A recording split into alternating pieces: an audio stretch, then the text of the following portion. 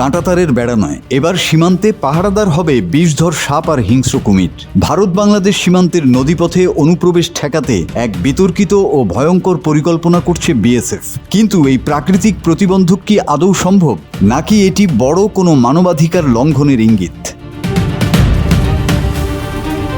ভারতীয় গণমাধ্যম সাউথ ইস্টের সূত্র মতে ভারতের কর্মকর্তারা এই বিতর্কিত পরিকল্পনার কথা তুলেছেন। এতে বাংলাদেশের সীমান্তবর্তী নদী, খাল ও জলাভূমিতে কুমির ও বিষধর সাপের মতো শিকারী প্রাণী ছেড়ে দেওয়ার প্রস্তাব রয়েছে। উদ্দেশ্য, যেসব এলাকায় বেড়া দেয়া কঠিন সেখানে অনিয়মিত অভিবাসন ও চোরাচালান ঠেকাতে প্রাকৃতিক প্রতিবন্ধক তৈরি করা। বাংলাদেশ ভারতের 4096 কিলোমিটার দীর্ঘ সীমান্তের বড় অংশই দুর্গম ভূখণ্ডের মধ্য দিয়ে গেছে। এসব এলাকায় অনেক জায়গায় বেড়া নির্মাণ প্রায় অসম্ভব হয়ে পড়েছে বলে মনে করছে নয়াদিল্লি। ভারতীয় গণমাধ্যম নর্থ ইস্ট নিউজের তথ্য মতে গত 26 মার্চ ভারতের সীমান্তরক্ষী বাহিনী এক আভ্যন্তরীণ বার্তায় পূর্ব ও উত্তর পূর্বাঞ্চলীয় ফ্রন্টের সদর দপ্তরে কর্মরত সদস্যদের নির্দেশ দেয় সীমান্তের ঝুঁকিপূর্ণ নদীপথের ফাঁকগুলোতে সরীসৃপ মোতায়েনের সম্ভাব্যতা যাচাই করতে। বাংলাদেশ সীমান্তে নতুন করে বেড়া নির্মাণের এই উদ্যোগ ভারতের মানবাধিকার কর্মী ও বন্যপ্রাণী সংরক্ষণবাদীদের মধ্যে উদ্বেগ সৃষ্টি করেছে। এই পদক্ষেপে সীমান্তের দুই পাশের স্থানীয় জনগোষ্ঠী এবং আঞ্চলিক প্রতিবেশ ব্যবস্থার উপর কী ধরনের ঝুঁকি তৈরি হতে পারে তা নিয়ে প্রশ্ন উঠেছে। ভারত বাংলাদেশ সীমান্ত পশ্চিমবঙ্গ, ত্রিপুরা, আসাম, মেঘালয় ও মিজোরাম রাজ্য ঘেঁষে বিস্তৃত। এসব এলাকায় পাহাড়, নদী ও উপত্যকার মতো কঠিন ভূপ্রকৃতি রয়েছে।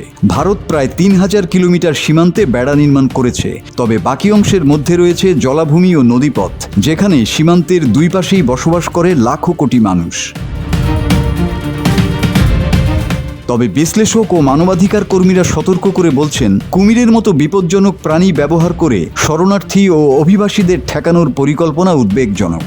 উত্তর পূর্ব ও পূর্ব ভারতের সীমান্ত নিয়ে কাজ করা গবেষক অংশুমান চৌধুরী বলেন, একবার যদি বিষধর সাপ ও কুমির ছেড়ে দেয়া হয় তারা তো বুঝবে না কে বাংলাদেশি আর কে ভারতীয়। তিনি আরও বলেন, এটি মানুষকে দমন করতে প্রকৃতি ও প্রাণীদের অস্ত্র হিসাবে ব্যবহার করার এক অমানবিক ও নিষ্ঠুর পদ্ধতি।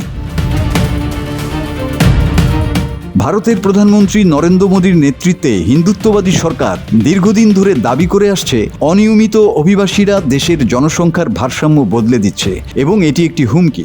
মানবাধিকার পর্যবেক্ষকদের মতে এই বক্তব্য ব্যবহার করে মোদী সরকার ভারতের ধর্মীয় সংখ্যালঘুদের, বিশেষ করে পূর্ব ও উত্তর পূর্বাঞ্চলের বাঙালি মুসলমানদের হয়রানি করছে। মানবাধিকার কর্মী হর্ষ মান্দারের মতে ভারত যাকে বিতর্কিত নাগরিকত্ব বলে উল্লেখ করছে সেই প্রশ্নে তাদের অবস্থান একদিকে নিষ্ঠুর, অন্যদিকে সংবিধান ও আন্তর্জাতিক নীতির সরাসরি অবমাননা। এভাবে ভারতীয় মুসলিমদের লক্ষ্যবস্তু করা হচ্ছে, যাতে বিশেষ করে বাঙালি মুসলিমদের মধ্যে স্থায়ী এক ভয়ের অনুভূতি তৈরি হতে থাকে। যে কোনো সময় তাদের নাগরিকত্ব কেড়ে নেওয়া হতে পারে, তারা হয়ে পড়তে পারেন রাষ্ট্রহীন।